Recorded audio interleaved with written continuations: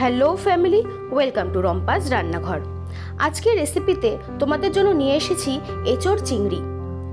এঁচোড় বা অনেকে কাঁঠাল বলে, কিন্তু বাঙালিরা একে কাঁচা অবস্থায় এঁচোড় আর পেকে গেলে কাঁঠাল বলেই থাকে। আজকে এই এঁচোড়ের রেসিপি অবশ্যই তোমরা বাড়িতে ট্রাই করো আর আমাকে জানিও তোমাদের আজকে কেমন লাগলো। তার জন্য প্রথমে নিয়ে নিয়েছি চিংড়ি মাছ। চিংড়ি মাছের খোসা ছাড়িয়ে ভালো করে ধুয়ে নিয়েছি। তারপর এঁচোড় নিয়ে সেটাকে টুকরো টুকরো করে কেটে নিয়েছি।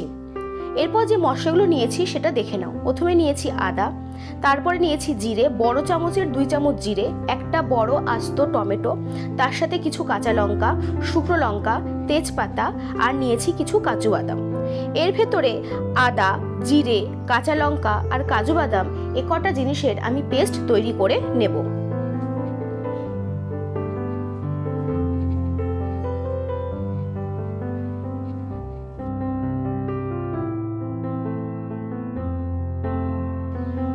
এঁচোড় আমাদের শরীরের জন্য খুবই উপকারী। এঁচোড়ে রয়েছে প্রচুর পরিমাণে প্রোটিন, যেটা মাংসের সাবস্টিটিউট হিসাবে হামেশাই ইউজ হয়ে থাকে। যারা মাংস খেতে পছন্দ করে না বা মাংস খায় না, তাদের জন্য এঁচোড় খুবই ভালো একটা খাবার হতে পারে। আমি এখানে প্রত্যেকটা জিনিসই মিক্সার গ্রাইন্ডারে নিয়ে তাতে সামান্য জল দিয়ে এটাকে বেশ মিহি একটা পেস্ট তৈরি করে নেব। এরপর কড়াইতে প্রথমে দিয়ে দিলাম তেল। তেলের ভেতরে যে আলুগুলো কেটে রেখেছিলাম সেই আলুগুলোকে ভেজে নেব। সামান্য হলুদ আর সামান্য লবণ দিয়ে আলুগুলোকে বেশ ভালো করে ভেজে তুলে রাখবো।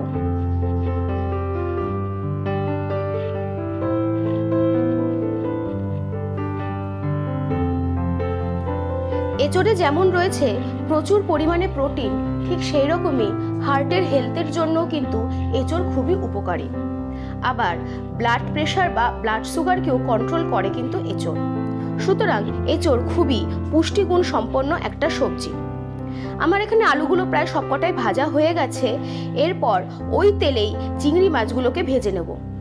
চিংড়ি মাছগুলোকে প্রথমে লবণ আর হলুদ দিয়ে মাখিয়ে রেখে দিয়েছিলাম প্রায় 10 মিনিট মতো। তারপর চিংড়ি মাছগুলোকে ভেজে নিচ্ছি। চিংড়ি মাছগুলো কিন্তু বেশি ভাজবে না, তাহলে কিন্তু চিংড়ি মাছের যে টেস্ট সেই টেস্টটা নষ্ট হয়ে যাবে। সামান্য একটু হালকা ভেজে নিলেই চলবে। তারপর যে তেলে মাছ ভেজেছিলাম সেই তেলেই ইঁচড়ের টুকরোগুলো দিয়ে দেবো। দিয়ে এতে দিয়ে দেবো 1/2 চামচ মতো লবণ আর 1/2 চামচ মতো হলুদ দিয়ে ইঁচড়টাকে বেশ ভালো করে ভেজে নেব।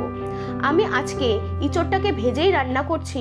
তোমরা যদি চাও তো এটাকে সেদ্ধ করে নিয়েও করতে পারো।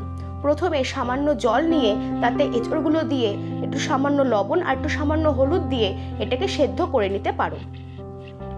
কিন্তু এঁচড় যদি ভেজে রান্না করা হয় তাহলে তার টেস্টটা আরো বেশি ভালো আসে।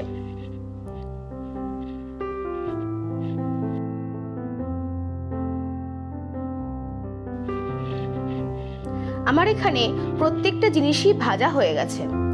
এরপর কড়াইতে যদি তেল বেশি থাকে সেই তেল একটু সামান্য কমিয়ে নিতে হবে। না হলে তেল যদি ঠিকঠাক থাকে তাহলে সেই তেলেই প্রথমে দিয়ে দেবো 2টো তেজপাতা, তার সাথে দেবো ছোট চামচের 1 চামচ জিরে আর দেবো একটা শুকনো লঙ্কা দিয়ে প্রত্যেকটা জিনিস একটু ভেজে নেব।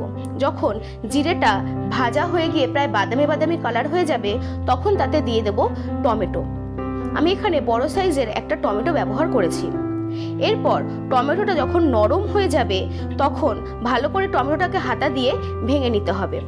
তারপর যে মশলাটা তৈরি করে রেখেছিলাম সেই মশলাটা এর ভেতরে দিয়ে দেব, সাথে একটু জল মিশিয়ে দেব। এরপর মশলাটাকে ভালো করে একটুখানি 1 থেকে 2 মিনিট মতন কষিয়ে নেব। তারপর এতে দিয়ে দেব লবণ, হলুদ, লঙ্কার গুঁড়ো আর চিনি।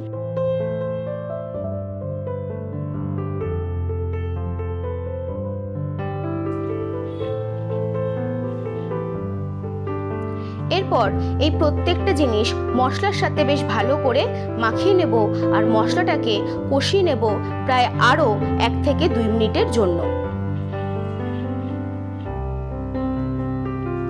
তোমরা এখানে দেখতে পাচ্ছ মশলাটা বেশ ভালো করে কষিয়ে নেওয়া হয়েছে। যখন দেখবে যে মশলাটা থেকে এইভাবে তেল বের হতে শুরু করেছে তখন বুঝবে যে মশলাটা তোমাদের কষানো হয়ে গেছে। এরপর যে ভেজে রেখেছিলাম ইঁচড়গুলো সেগুলো এর ভেতরে দিয়ে দেবো। তার সাথে আলু আর চিংড়ি মাছ যেগুলো ভেজে রেখেছিলাম সেগুলো এক এক করে সব এর ভেতরে দিয়ে দেবো। দিয়ে এই পুরো জিনিসটাকে কষাতে থাকবো প্রায় 5 থেকে 6 মিনিট ধরে। অবশ্যই মাথায় রাখবে এটা যেন পুড়ে না যায়। এই ক্ষেত্রে তোমরা গ্যাসের ফ্লেম মিডিয়ামে রাখতে পারো। রেখে এটাকে প্রায় ভালো করে কষিয়ে নিতে হবে 4 থেকে 5 মিনিটের জন্য।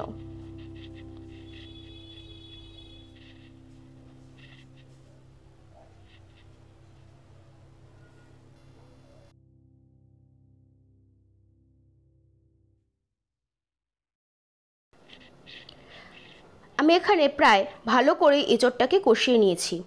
তারপর এতে দিয়ে দিলাম পরিমাণ মতন জল।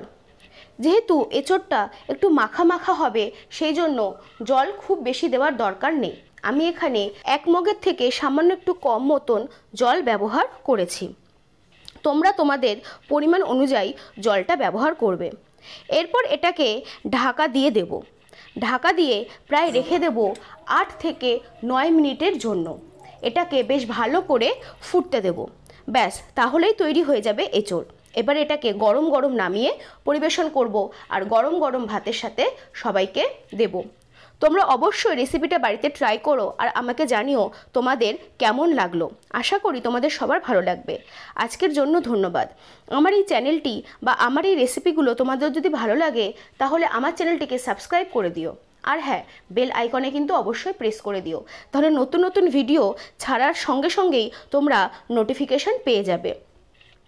চলো আজকের জন্য টাটা, আবার দেখা হবে পরের ভিডিওতে।